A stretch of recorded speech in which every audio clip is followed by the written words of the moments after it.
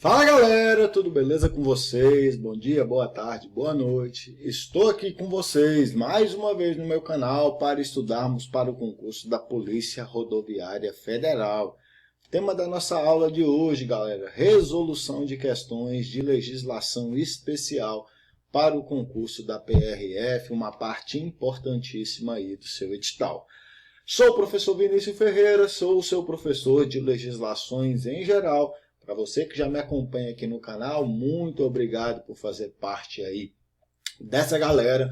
Para você que ainda não me conhece, inscreva-se no canal, é um prazer muito grande receber aqui na minha casa. Galera, concurso da PRF aí, prova para acontecer em maio. A parte de legislação especial para a PRF tem muitas normas, então tem muito conteúdo bacana.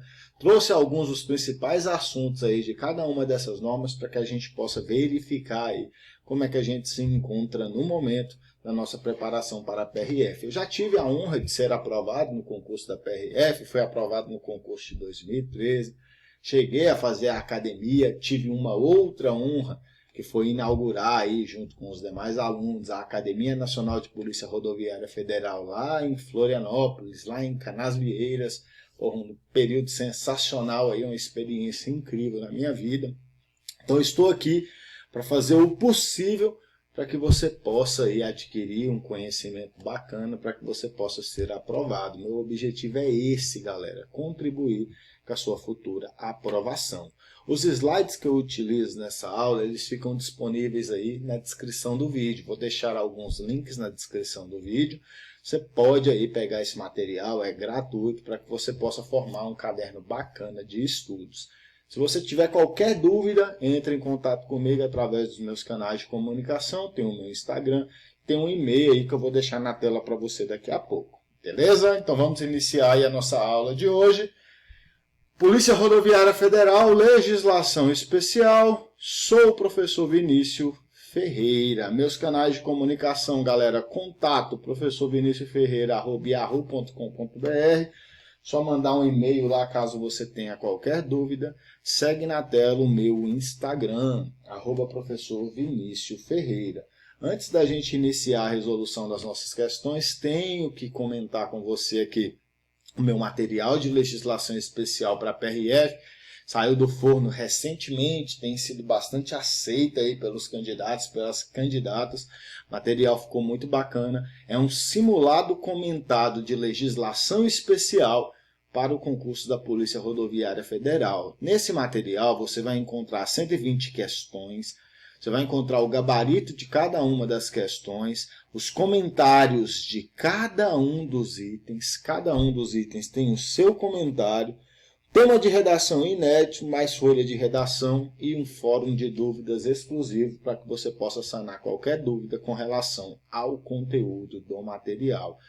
Esse material ficou muito bacana, pessoal, muito bacana mesmo. Vai fazer toda a diferença porque eu abordo os assuntos mais cobrados de cada uma das normas, que vai fazer que você possa fazer uma excelente revisão. Então esse material ele tem um formato de simulado, porque você vai encontrar 120 questões sem comentários para que você possa responder sozinho. Depois você encontra o gabarito de todas as questões e por fim você encontra os comentários de cada uma das questões, no caso os itens resolvidos. Beleza? Material de 152 páginas, pessoal, que com certeza fará a diferença na sua aprovação. O valor do material é apenas R$20. Acabei de fazer uma excelente promoção aí, desconto de 25% para você que me acompanha no meu canal do YouTube. Esse material vai sair para você aí por apenas R$15. Beleza, galera? Tenho certeza que esse material vai ser muito útil para a sua futura aprovação. Então vamos lá para a resolução das nossas questões. Questão de número 1.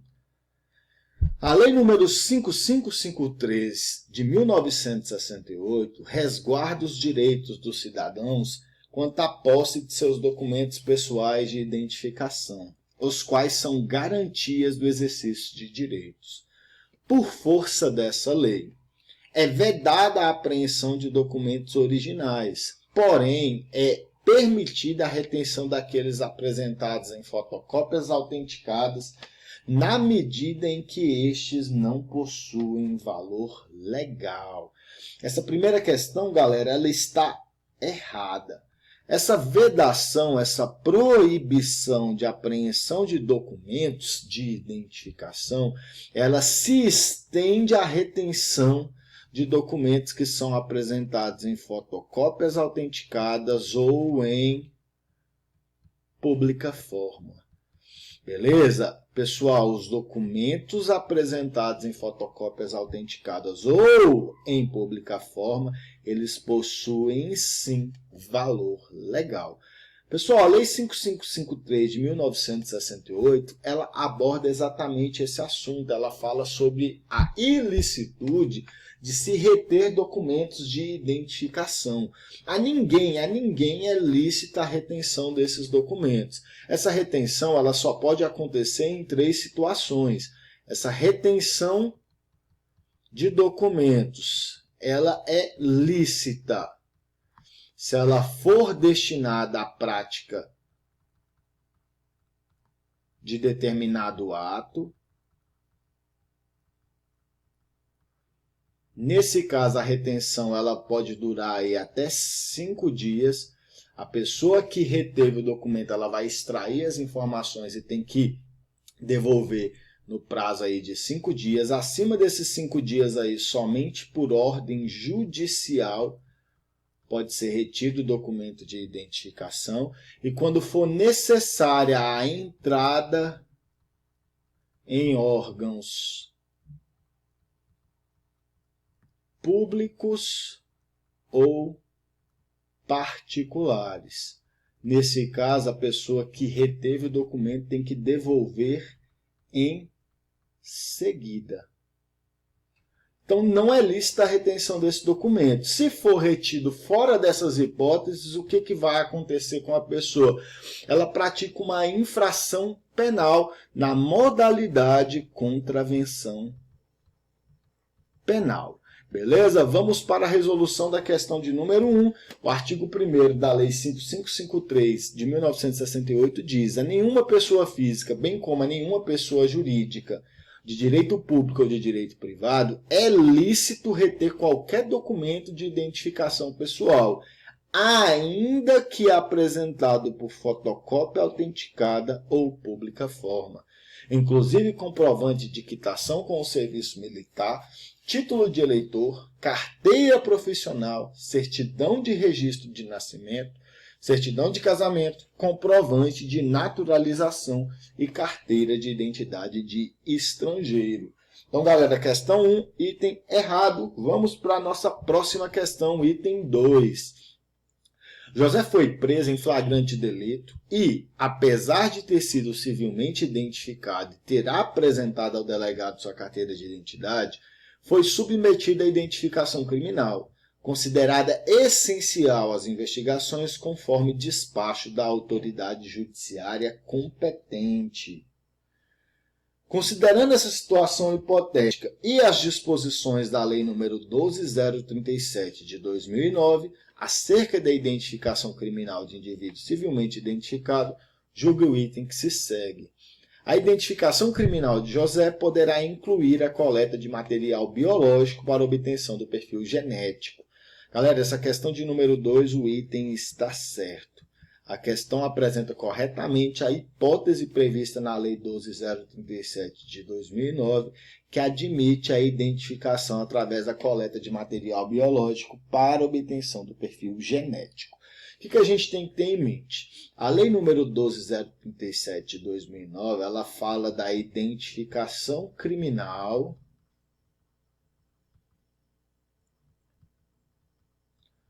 do civilmente identificado.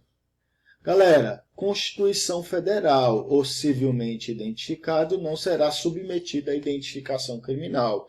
Então, aquele que apresenta o documento de identificação, ele não vai ser criminalmente identificado. A identificação criminal, via de regra, ela se dá pelo processo datiloscópico ou fotográfico.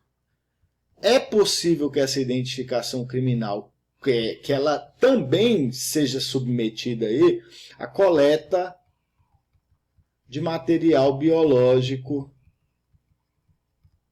para obtenção do perfil genético. Então, é possível que essa identificação criminal ela inclua essa coleta de material biológico para obtenção do perfil genético. Quando isso vai acontecer? Quando a identificação criminal for essencial às investigações policiais, conforme despacho da autoridade judiciária competente, ou seja, na hipótese descrita pela questão. Pessoal, esse despacho da autoridade judiciária competente, ele vai se dar de ofício ou mediante representação da autoridade policial, do Ministério Público ou da Defesa. Beleza? É o que estabelece a Lei número 12.037 de 2009. Olha a resolução da questão 2. Pessoal, em regra, o civilmente identificado não vai ser submetido à identificação criminal. É o que diz a Constituição Federal e isso é reproduzido pela Lei 12.037 de 2009.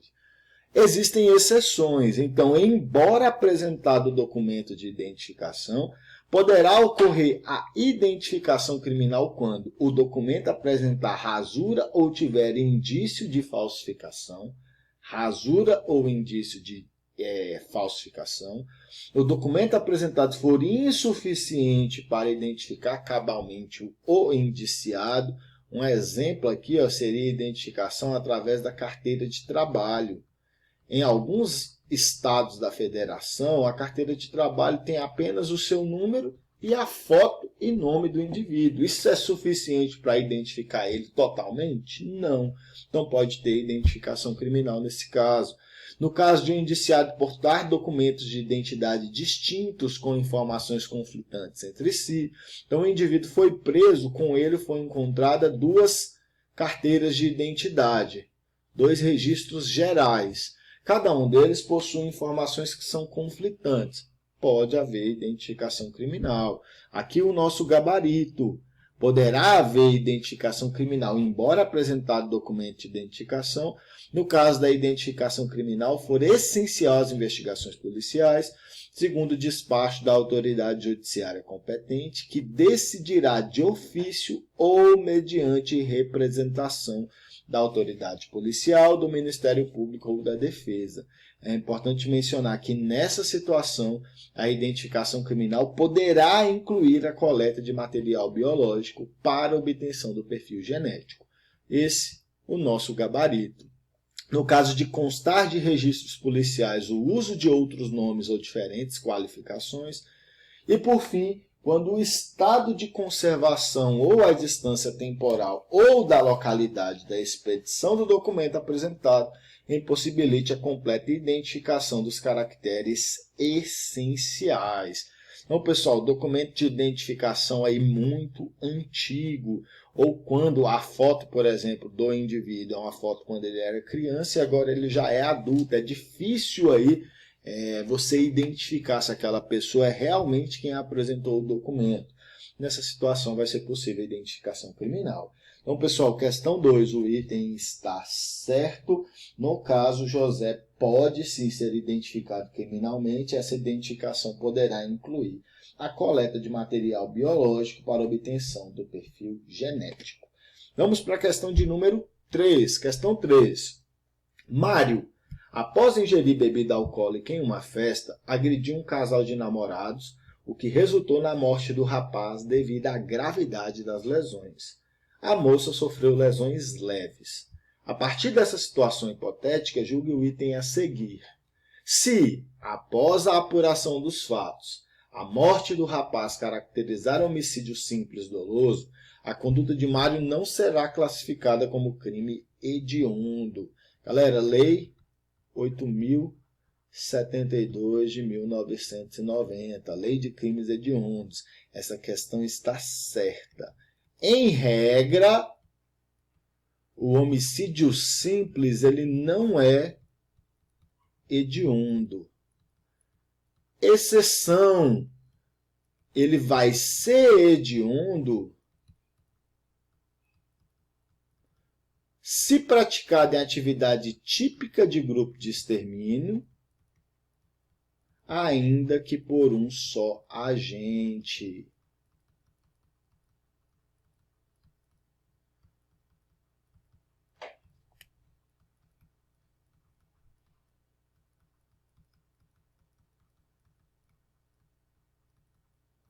Ainda que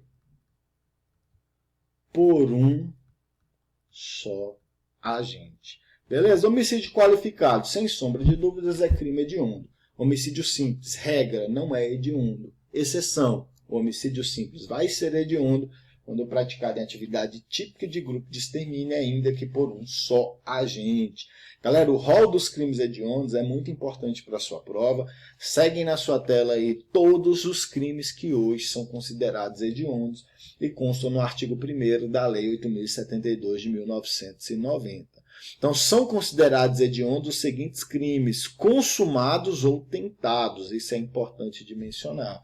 Não importa se o crime foi consumado ou não. Se estiver descrito no rol do artigo 1º, vai ser considerado crime hediondo. O homicídio, quando praticado em atividade típica de grupo de extermínio, ainda que cometido por um só agente, que é o nosso gabarito. O homicídio qualificado. Pessoal, dentro do homicídio qualificado é importante ressaltar que a gente tem o feminicídio. Beleza? Não se esqueçam que o feminicídio é uma hipótese de homicídio qualificado.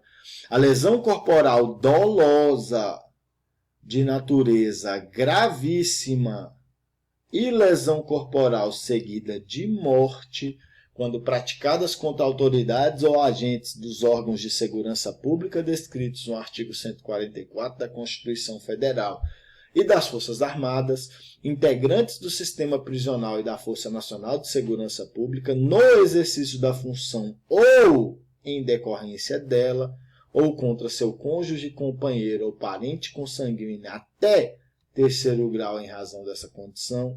Aqui a gente tem que estar ligado. Não basta que o agente de segurança pública sofra uma lesão dolosa gravíssima ou seguida de morte. É necessário que tenha relação com o exercício da sua função. Ou ele está no exercício da sua função, ou decorre do exercício dessa função.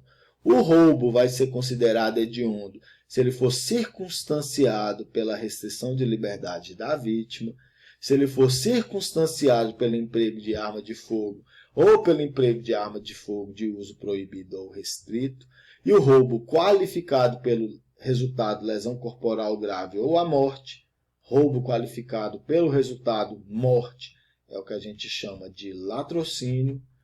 É importante mencionar que roubo circunstanciado é aquele que tem uma causa de aumento de pena.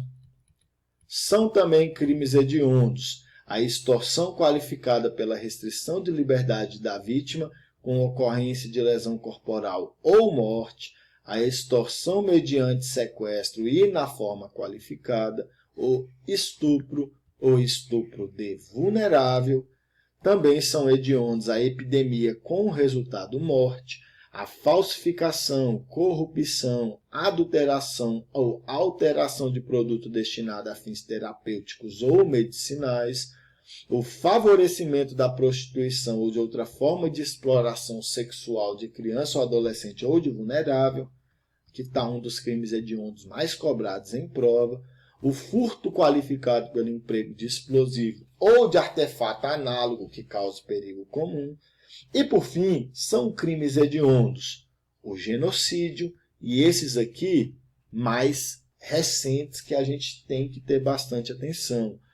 A posse ou porte ilegal de arma de fogo de uso proibido, o comércio ilegal de armas de fogo, o tráfico internacional de armas de fogo, acessório ou munição, e a organização criminosa, quando direcionada à prática de crime hediondo ou equiparada.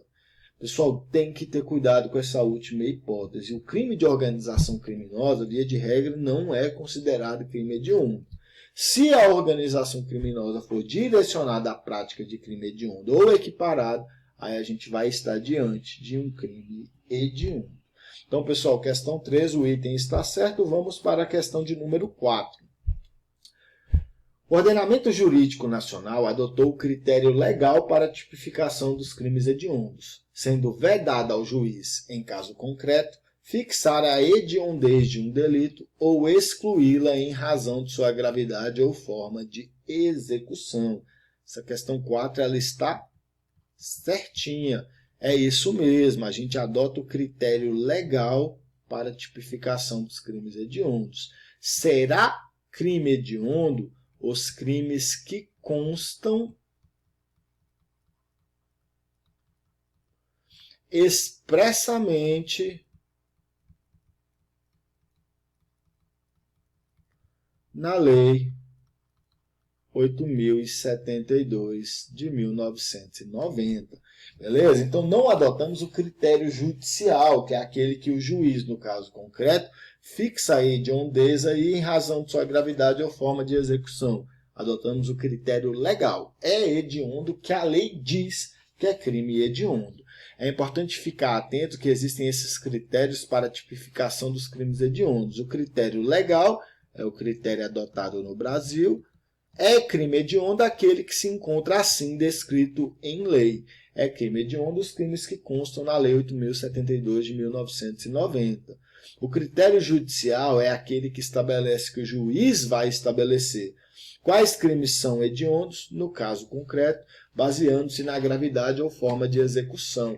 Então, o juiz, no processo, ele pode, com base nesse critério judicial, definir se o crime é hediondo, tendo como base a gravidade da conduta, a forma, os meios em que foi executada aquela infração penal. E temos o critério misto, que é a junção dos critérios legais e judiciais. Beleza? Então, além de estar descrito em lei, poderia o juiz fixar o crime como hediondo com base em critérios adotados. Então, adotamos o critério legal no nosso ordenamento jurídico. A questão de número 4 ela está correta. Vamos para a questão de número 5, que aborda aí o decreto 1655 do ano de 1995. A Polícia Rodoviária Federal, órgão permanente, integrante da estrutura regimental do Ministério da Justiça, no âmbito das rodovias federais, compete realizar perícias, levantamentos de locais, boletins de ocorrências, investigações, testes de dosagem alcoólica e outros procedimentos estabelecidos em lei e regulamentos, imprescindíveis à elucidação das infrações penais. Galera, essa questão ela está errada e ela contraria o artigo 1º, 5 do Decreto 655 de 1995. As atividades desenvolvidas pela PRF elas não são imprescindíveis à elucidação das infrações penais, mas sim imprescindíveis à elucidação dos acidentes de trânsito. Beleza, pessoal? Em âmbito federal, quem exerce aí a elucidação das infrações penais é a Polícia Federal. Essa questão está errada, ela cobra uma competência da PRF, que inclusive foi objeto de ADI, de ação direta de inconstitucionalidade, promovida aí pela Associação dos Delegados Federais e dos Peritos Federais, com relação a essas investigações, com relação a essa realização de perícias. Beleza, pessoal? Questão 5, o item está errado. Resposta da questão, artigo 1º, inciso 5. A Polícia Rodoviária Federal, órgão permanente, integrante da estrutura regimental do Ministério da Justiça, no âmbito das rodovias federais, compete realizar perícias, levantamentos de locais, boletins de ocorrências, investigações, testes de dosagem alcoólica e outros procedimentos estabelecidos em leis e regulamentos, imprescindíveis à elucidação dos acidentes de trânsito. Questão de número 6 aí na sua tela. É vedada a PRF, segundo o Decreto Federal número 9662 de 2019, lavrar o termo circunstanciado. Isso está errado. a PRF ela já lavra o TC, o termo circunstanciado de ocorrência, há muito tempo. Inclusive, foi uma das instituições pioneiras aí, no caso das polícias ostensivas, a lavratura desse procedimento. Essa questão ela contraria o artigo 47, inciso 12, do Decreto 9662 de 2019. É importante mencionar que desse decreto, galera, só cai o artigo 47. Tome cuidado. Olha a resolução da questão 6. À Polícia Rodoviária Federal cabe exercer as competências estabelecidas no artigo 2º, no parágrafo 2º, do artigo 144 da Constituição Federal, patrulhamento ostensivo aí das rodovias federais, no artigo 20 da Lei nº 9.503 de 97, que é o CTB, no Decreto 655 de 1995 e, especificamente, lavrar o termo circunstanciado de que trata o artigo 69 da Lei 9.099 de 1995. Então, a gente pode concluir que a questão 6 está, sim, incorreta. Vamos para a questão de número 7, falar agora da Lei de Drogas. A questão diz o seguinte: considerando o entendimento dos tribunais superiores acerca da Lei Antidrogas e da Lei Maria da Penha, julgue o item a seguir. A majorante do tráfico transnacional de drogas configura-se com efetiva transposição de fronteiras entre 2 ou mais países. Galera, essa questão está errada. Pessoal, quando a gente fala de majorante, a gente está falando de causa de aumento de pena. O tráfico transnacional é uma hipótese de aumento de pena de 1/6 a 2/3. Entretanto, não é necessária a efetiva transposição de fronteiras para a caracterização dessa majorante. Essa efetiva transposição de fronteiras ela é dispensada. O que é necessário? É necessária a comprovação inequívoca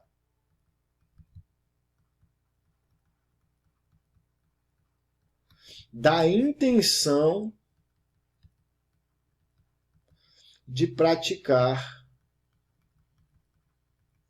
o tráfico transnacional. Beleza? Então, não é necessário a efetiva transposição de fronteiras. Basta que seja comprovada inequivocamente que o agente tem a intenção de praticar o tráfico transnacional. Questão de número 7, o item está errado, vamos para a sua resolução. Então, a aplicação da causa de aumento de pena de 1/6 a 2/3, se a natureza, a procedência da substância ou do produto apreendido e as circunstâncias do fato evidenciarem a transnacionalidade do delito. Então, há sim causa de aumento de pena.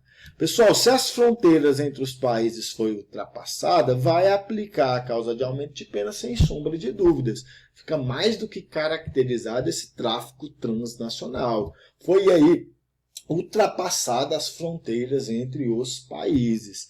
Se as fronteiras entre os países não foi ultrapassada, é possível se aplicar também essa causa de aumento de pena, caso seja comprovado de forma inequívoca a intenção de se praticar o tráfico transnacional. Então, por exemplo, galera, o indivíduo foi preso no aeroporto de Brasília com uma droga na mochila destinada à Holanda, comprovado que ele ia comercializar essa droga na Holanda. Tráfico transnacional? Sim. Embora não tenha sido ultrapassadas as fronteiras entre os países, ficou comprovado aí, inequivocamente que a droga tinha destinação transnacional ou internacional. Beleza? Então, questão 7 aí, o item está errado. Não é necessária efetiva transposição de fronteiras. Questão 8. A personalidade e a conduta social do agente não preponderam sobre outras circunstâncias judiciais da parte geral do Código Penal quando da dosimetria da pena. Pessoal, essa questão está errada segundo o artigo 42 da Lei 11.343 de 2006. Preponderam, sim. Pessoal, a natureza, a quantidade da substância ou do produto, a personalidade, a conduta social do agente, elas serão consideradas com preponderância sobre as circunstâncias judiciais previstas no artigo 59 do Código Penal. É o que diz o artigo 42, que segue aí na sua tela. O juiz, na fixação das penas, considerará com preponderância sobre o previsto no artigo 59 do Código Penal a natureza e a quantidade da substância entorpecente ou do produto, a personalidade e a conduta social do agente. Questão 8, item errado. Vamos para a questão 9, falar um pouco da nova lei de abuso de autoridade. Antônio Carlos e Fabrício são agentes públicos. Entre eles, ocorreu uma divergência na avaliação de fatos e provas referentes a uma ação penal em curso por crimes praticados por Alessandro. Com base na nova Lei de Abuso de Autoridade, Lei nº 13869 de 2019, é correto afirmar que, ao divergirem na avaliação de fatos e provas, Antônio Carlos e Fabrício praticaram abuso de autoridade. Galera, essa questão de número 9 ela está errada. Essa questão ela contraria o artigo 1º, parágrafo 2º da nova Lei de Abuso de Autoridade, que diz que a divergência na interpretação de lei ou na avaliação de fatos e provas não configura abuso de autoridade. Então, Antônio Carlos e Fabrício não praticaram abuso de autoridade, conforme está aí na resolução da questão 9. Então, artigo 1º, parágrafo 2º, a divergência na interpretação de lei ou na avaliação de fatos e provas não configura abuso de autoridade. Pessoal, o material que eu falei para vocês aí, a nossa aula, o simulado comentado de legislação que eu mencionei, ele tem essa pegada que vocês estão observando aqui nesse vídeo. As leis que não possuem muitas questões de concursos anteriores, a exemplo da nova Lei de Abuso de Autoridade, elas possuem questões inéditas sobre os principais tópicos aí dessa norma. Então, mais uma vez, adquira o material, ele vai fazer toda a diferença na sua preparação de legislação especial para a PRF. Beleza? Voltando aqui com a resolução das nossas questões, vamos para a questão de número 10. Questão de 10 diz: as responsabilidades civil e administrativa são dependentes da criminal, não se podendo mais questionar sobre a existência ou autoria do fato quando essas questões tenham sido decididas no juízo criminal. Faz coisa julgada em âmbito civil, assim como no administrativo disciplinar, a sentença penal que absolve o acusado por ausência de provas ou que reconhecer ter sido o ato praticado em estado de necessidade, em legítima defesa, em estrito cumprimento de dever legal ou no exercício regular de direito. Galera, questão que cobra um conhecimento importantíssimo da nova Lei de Abuso de Autoridade. Essa questão está errada devido a um pega. A resposta dessa questão está no artigo 6º e no artigo 8º da nova Lei de Abuso. Galera, a ausência de provas como fundamento para a absolvição criminal, ela não faz... Perdão, pessoal, ela não faz coisa julgada em âmbito civil, assim como no administrativo disciplinar. Faz coisa julgada no civil e no disciplinar a sentença penal que absolve o acusado por reconhecer uma excludente de ilicitude, seja o estado de necessidade, seja a legítima defesa, seja o estrito cumprimento de dever legal, seja o exercício regular de direito. Observe a resolução da questão de número 10. O artigo 6º diz: as penas previstas nesta lei serão aplicadas independentemente das sanções de natureza civil ou administrativa cabíveis. As notícias de crimes previstos nesta lei que descreverem falta funcional serão informadas à autoridade competente com vistas à apuração. Artigo 7º. As responsabilidades civil e administrativas são independentes da criminal, não se podendo mais questionar sobre a existência ou a autoria do fato, quando essas questões tenham sido decididas no juízo criminal. E, por fim, faz coisa julgada em âmbito civil, assim como no administrativo disciplinar, a sentença penal que reconhecer ter sido o ato praticado em estado de necessidade, em legítima defesa, em estrito cumprimento de dever legal ou no exercício regular de direito.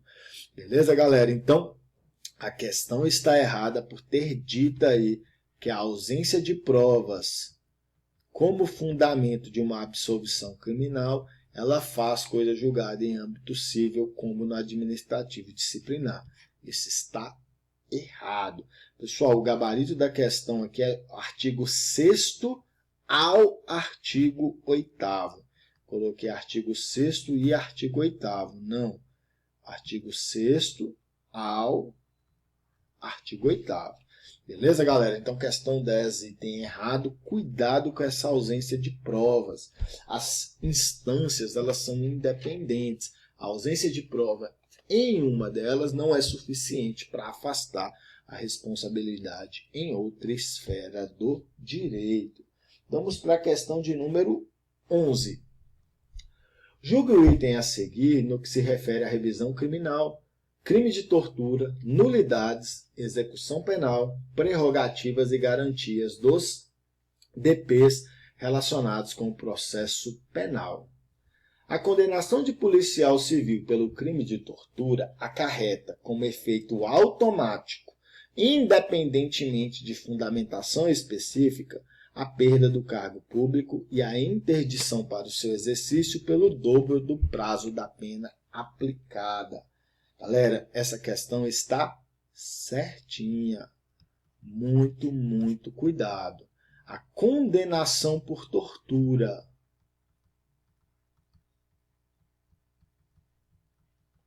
Segundo a Lei 9455 de 1997, se praticada por agente público, vou colocar por servidor público, ela acarreta a perda do cargo. Pessoal, essa perda do cargo, ela é automática. Ela independe de fundamentação na sentença. Ela é automática. E essa perda do cargo, ela vai acarretar a interdição para o exercício do cargo. Essa interdição, ela vai se dar pelo dobro do prazo da pena recebida pelo agente, pelo dobro do prazo da pena aplicada. Então, por exemplo, o indivíduo foi condenado a 4 anos de reclusão. Ele é agente público. Ele vai perder o cargo e vai ficar interditado para o seu exercício por 8 anos, que é o dobro do prazo da pena aplicada. Beleza? É o dobro do prazo. Nas normas que você tem que estudar, com relação à legislação especial, você vai ver falar de perda do cargo, principalmente em 3 normas.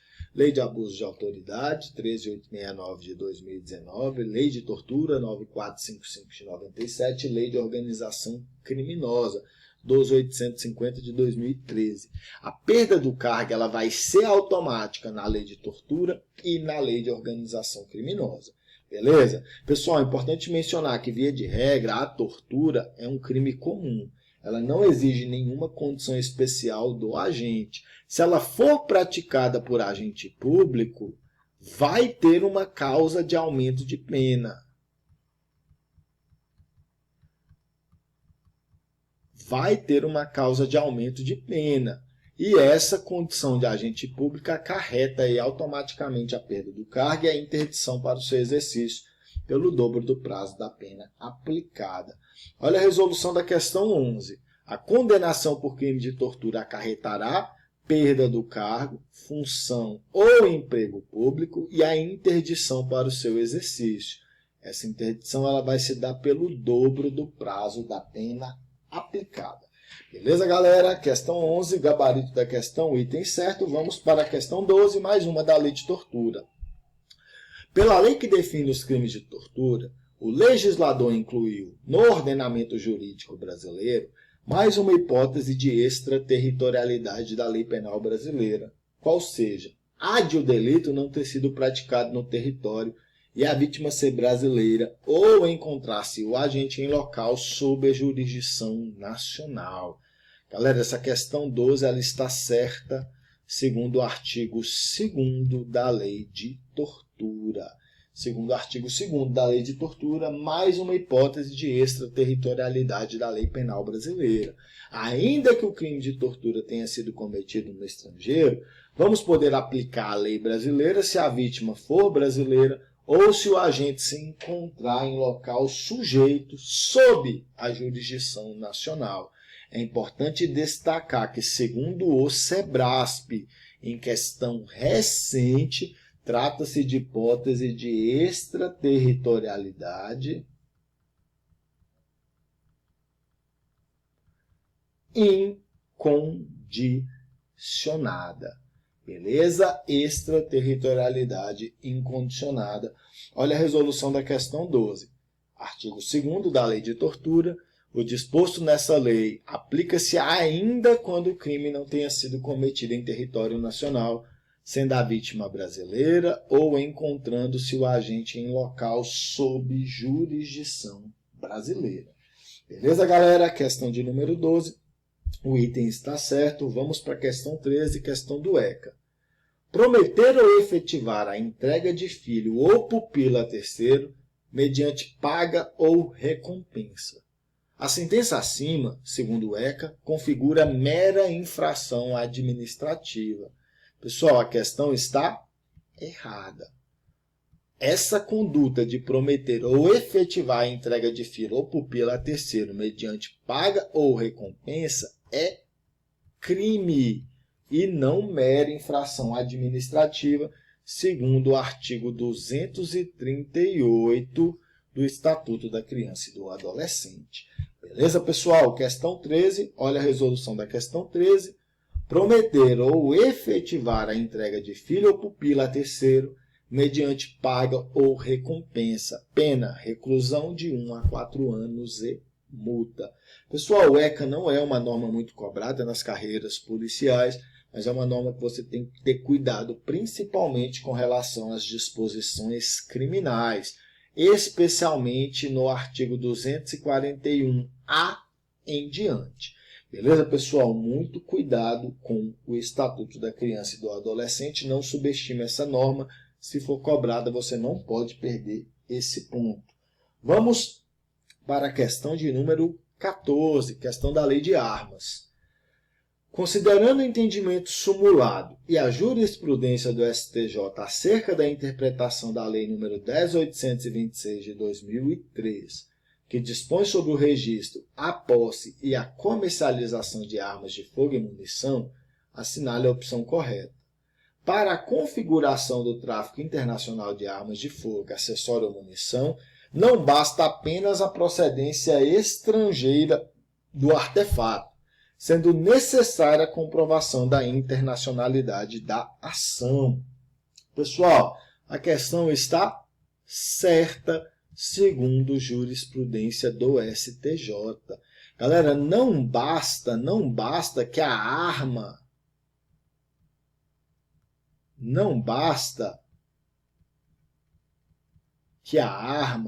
seja de origem estrangeira. Não basta, é necessário que fique comprovada a internacionalidade da conduta, a internacionalidade da ação. Então, pessoal, por exemplo, suponhamos que lá no Rio de Janeiro foi apreendido com um indivíduo uma arma de fogo AK-47. Pessoal, essa é uma arma de origem internacional. Essa arma não é produzida no Brasil. Outro exemplo, pistola Glock. Não é produzida no Brasil, uma arma estrangeira. O fato dessa arma ser de origem estrangeira já caracteriza o tráfico internacional? Não. É necessário que seja comprovado que aquele indivíduo está praticando o tráfico internacional de armas. Beleza? E é muito importante que você fique atento a essa informação, porque é um assunto que tem sido muito cobrado com relação à lei de armas. Então, mais uma vez, não basta que seja comprovada a origem estrangeira do armamento, do artefato. É necessário comprovar o tráfico internacional de armas, a intenção de se praticar esse tráfico internacional. Beleza, pessoal? Vamos para a resolução da questão 14. A questão diz: a procedência estrangeira do artefato não é suficiente para a configuração do crime de tráfico internacional de arma de fogo, acessório à munição, sendo necessária a comprovação da internacionalidade da ação. A ação do indivíduo tem que ser destinada à prática do tráfico internacional. Beleza, pessoal? Questão 14, então, o item está certo. Para a configuração do tráfico internacional, não basta apenas a procedência estrangeira do artefato, é necessário comprovar a internacionalidade da ação. Questão de número 15. O crime de porte de arma de fogo, artigo 14 da Lei 10.826 de 2003, é um crime de perigo concreto. Pessoal, o item está errado. Crime de porte de arma de fogo é um crime de perigo abstrato. Beleza? É um entendimento pacificado aí, tanto na doutrina como na jurisprudência. Então, não é necessário que haja nenhuma situação real de perigo para que o agente responda pelo crime de porte de arma. Basta que ele porte esse armamento para que ele seja responsabilizado criminalmente. Então, o porte de arma de fogo é um crime de perigo abstrato. Não é crime de perigo concreto. Não é, galera? Muito cuidado, isso é uma outra informação bastante explorada em prova. Falando agora da lei de crimes ambientais. É correto afirmar que promover construção em solo edificável ou no seu entorno, sem autorização da autoridade competente ou em desacordo com a concedida, é crime ambiental sujeito a multa apenas. Pessoal, esse é o tipo de questão que a gente acerta sem conhecer a norma. O nosso conhecimento geral no direito penal já nos leva a acertar esse tipo de questão. Pessoal, a lei de introdução ao Código Penal diz que crime é a infração penal que a lei comina as penas de reclusão ou detenção de forma isolada, de forma cumulada ou alternativamente com a pena de multa. Então, para ser crime, com exceção aí do artigo 28 da Lei de Drogas, do porte ou da posse de substância entorpecente para consumo pessoal, o crime vai ter a pena de reclusão ou de detenção. Então, a questão de número 16 ela está errada, segundo o artigo 64 da Lei de Crimes Ambientais. No caso, a gente vai estar sujeito à detenção de 6 meses a 1 ano e multa. Observe a resolução da questão 16. Promover construção em solo não edificável ou no seu entorno, assim considerado em razão de seu valor paisagístico, ecológico, artístico, turístico, histórico, cultural, religioso, arqueológico, etnográfico ou monumental, sem autorização da autoridade competente ou em desacordo com a concedida, pena detenção de 6 meses a 1 ano e multa. É importante mencionar que a questão também fala em solo edificável e o tipo penal fala em solo não edificável. Beleza, galera? Então, questão 16, o item está errado. Vamos para a questão 17, falar da lei de organização criminosa. A associação estável e permanente de 3 ou mais pessoas para a prática de crimes é requisito para a configuração da organização criminosa. Pessoal, essa questão está errada. A questão ela apresenta um requisito da associação criminosa prevista lá no artigo 288 do Código Penal.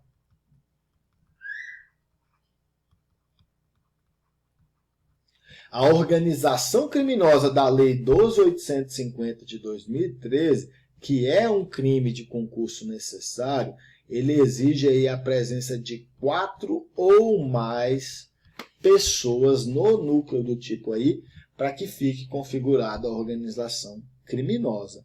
Beleza, galera? Então, questão 17, o item está errado. Observe as características aí da organização criminosa. Então, são requisitos para a configuração da organização criminosa: associarem-se 4 ou mais pessoas. Então, é a partir de 4 pessoas. É necessária a estrutura ordenada, que é caracterizada pela divisão de tarefas, ainda que informalmente. Tome cuidado com isso, galera. Essa divisão de tarefas ela não precisa ser formal. Ainda que seja uma divisão de tarefas informal, está configurado o requisito para a configuração da organização criminosa. Essa organização criminosa ela tem que ter o objetivo de obter, direta ou indiretamente, vantagem de qualquer natureza, mediante a prática de infrações penais, cujas penas máximas sejam superiores a 4 anos ou que sejam de caráter transnacional. Então, essas são as características da organização criminosa. É importante mencionar que a Lei de Organização Criminosa também se aplica às infrações penais previstas em tratados ou convenções internacionais, quando iniciada a execução no Brasil, no país, o resultado tenha ou devesse ter ocorrido no estrangeiro ou reciprocamente, e as organizações terroristas, entendidas como aquelas voltadas para a prática dos atos de terrorismo legalmente definidos. Beleza, pessoal? Muito cuidado com essa informação. 3 ou mais pessoas, associação criminosa. 2 ou mais pessoas, associação para o tráfico. 4 ou mais pessoas, organização criminosa. Beleza, pessoal? O número de pessoas nesse caso faz toda a diferença na questão. Questão de número 18. É circunstância elementar da organização criminosa a estrutura ordenada, caracterizada pela divisão formal de tarefa entre os membros da sociedade criminosa. Falei sobre isso com você e esse item está errado. Não é necessária essa divisão formal de tarefas. A divisão de tarefas ela também pode ser informal. Beleza? Questão 18 errado, segundo artigo 1º, parágrafo 1º da Lei de Organização Criminosa. Então, considera-se organização criminosa associação de 4 ou mais pessoas estruturalmente ordenada e caracterizada pela divisão de tarefas, ainda que informalmente. Aqui o nosso gabarito, como eu disse para vocês, essa divisão de tarefas não se exige que ela seja formal, pode ser informal, com o objetivo de obter, direta ou indiretamente, vantagem de qualquer natureza, mediante a prática de infrações penais, cuja penas máximas sejam superiores a 4 anos ou que sejam de caráter transnacional. Vamos para a questão 19.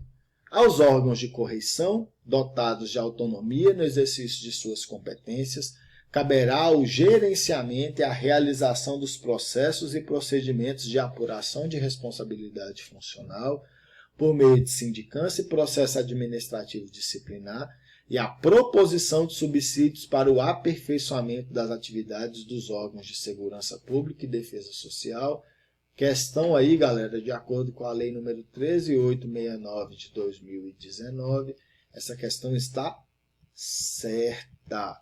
Essa questão está correta, segundo o artigo 33 da lei número 13869 de 2019, uma lei extensa.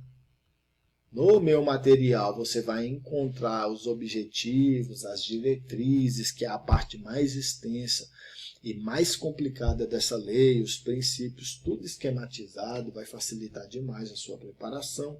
Olha o que diz o artigo 33 dessa lei.